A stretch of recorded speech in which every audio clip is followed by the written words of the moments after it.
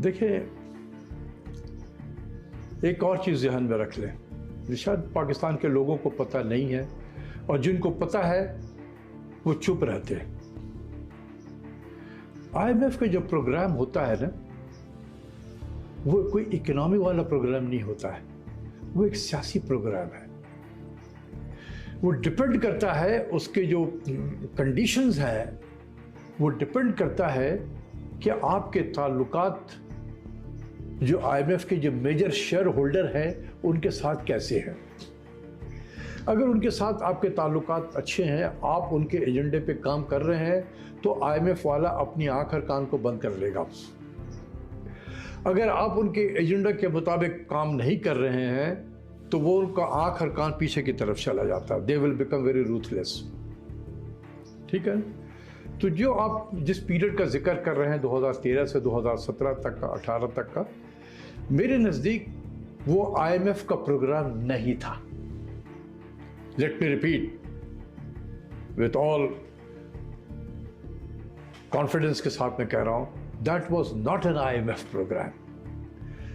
United States Pakistan को उस वक्त की हुकूमत को पैसा देना चाहता था, तो उसके लिए उसको कांग्रेस का रास्ता लेना पड़ता, और वो बड़ा लंबा रास्ता होता है कांग्रेस का। कांग्रेस फिर इसमें से बहुत सारे शरायत डाल देती हैं। वो अमेरिका ने अवॉइड करने की कोशिश की। उन्होंने इनसे कहा कि यार तुम आ जाओ IMF में, हम वहाँ से पैसे तुम्हें दिलवा देते हैं। 2013 में हम जो IMF में गए, उस वक्त हमारा करंट अकाउंट डेफिसिट $2.5 बिलियन का था, विच वॉज 1% ऑफ GDP था उस वक्त के।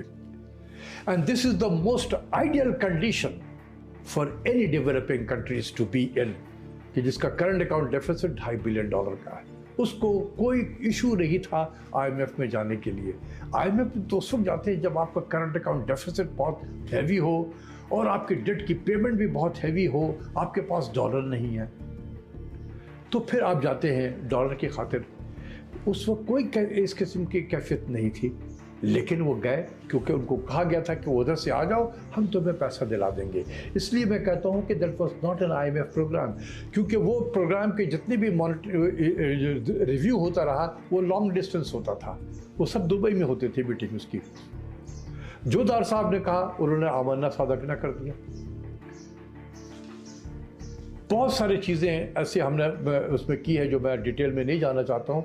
मैं उस वक्त के IMF के जो रिप्रेजेंटेटिव था, तौकीर मिर्ज़ायोफ उसका नाम था, उसको मैं कहता था कि तुम क्या जुल्म कर रहे हो। उसको चुप रहता था, एक लफ्ज़ नहीं बोलता था वो।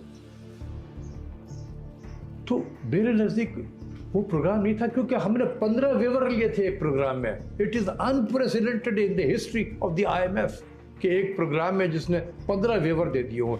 आज ये प्रोग्राम चल रहा है, एक वेवर भी नहीं मिला। तो इसलिए ये चूंकि उनकी मंशा थी कि तुम आ जाओ IMF में, हम तुम्हें वहाँ से पैसे 6 या $6.5 बिलियन का हमें उन्होंने दिलवा दिया, बस ठीक था सब कुछ है। दार साहब ने एक्सचेंज रेट को, जैसा आपने कहा, शेख रशीद को नीचा दिखाने की खातिर उन्होंने अप्रिशिएट कर दिया। 108 रुपया पर डॉलर था। ये मेरे पास वो रखा हुआ है, मैं कहूँगा आप दिखाएं ज़रा सा, मैंने फ्रेम करके रखा हुआ, लिया फ्रेम उठा के लिया ज़रा, या कैमरा में दिखा दे कौम को, ये मैंने फ्रेम कराया हुआ है। ये कभी IMF में कभी हुआ नहीं है ये कि 108 रुपया डॉलर था हमारा, उसको हम 98 पे ले आए, सिर्फ इसलिए कि शेख रशीद साहब ने कहा था कि 100 से नीचे ला कर दिखा दो। उन्होंने कहा कि हम तुम्हारी ऐसी तरह से हम तुम्हें ला कर दिखाते हैं। और सऊदी अरब से हमें कोई $1.5 बिलियन मिला था जैसे गिफ्ट के तौर पे। हमने मार्केट में फेंक दिया, हमने फेंका मार्केट पे, एकदम नीचे आ गया। ठीक है, तो ये इसमें मैंने लिखा है कि IMF ने अपने रिलीजन को बदल दिया। मैंने आर्टिकल लिखा था इस पे, ए टेल ऑफ टू एड्स के नाम पे।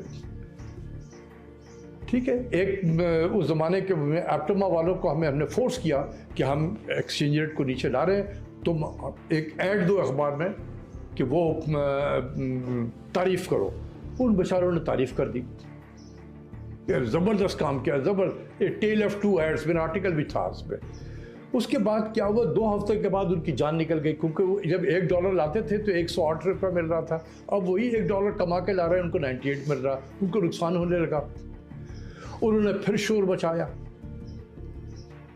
ठीक है कि जी ये तो हम लुट गए, बर्बाद हो गए। तो उसी पे मैंने लिखा था ए टेल ऑफ टू हेड्स।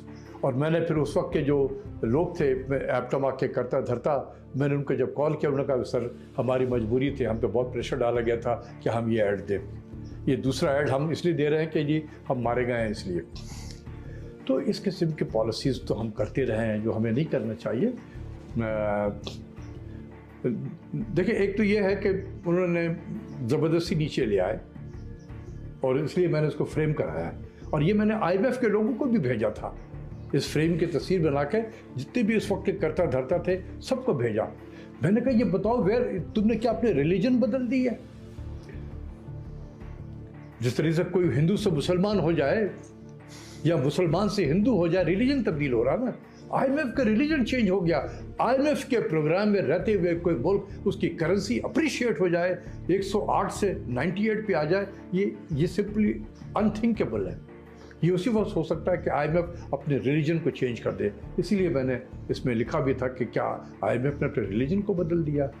वहाँ से कोई जवाब नहीं आया, खामोशी छाई हुई थी। उनका रिप्रेजेंटेटिव था तौकीर मिर्ज़ाएव, वो भी चुप खामोश, क्योंकि उनको हुक्म था आँख और कान बंद करके रखो।